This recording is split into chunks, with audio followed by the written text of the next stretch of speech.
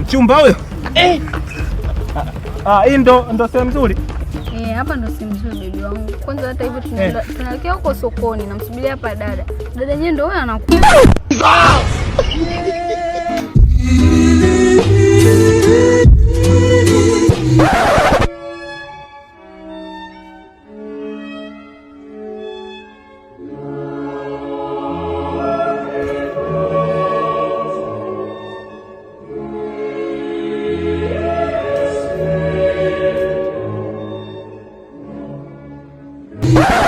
Are very stupid. Vipi dogo? Poa. Nimekuja kukutambulisha shemeji yako. Pata habari? Wewe, mbona unaitikisa salama? My lord.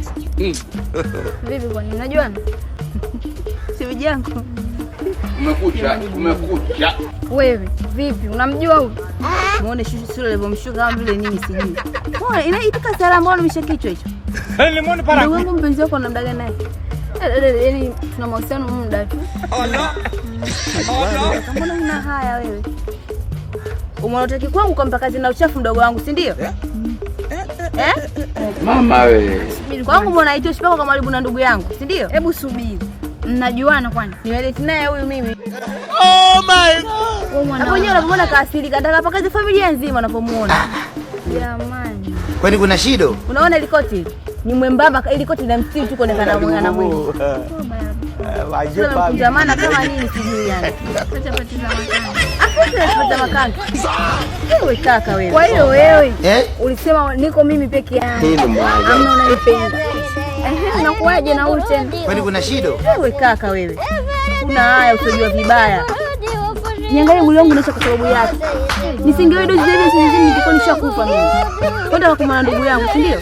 Na ndugu wetu mwingine anasikia. Sikia kwanza dada. Mbakishe. Usimalize, tumwache kwanza. Muangalie. Mama mnajifunza kuangalia hata picha za watu. Familia moja mtakamchangia wote.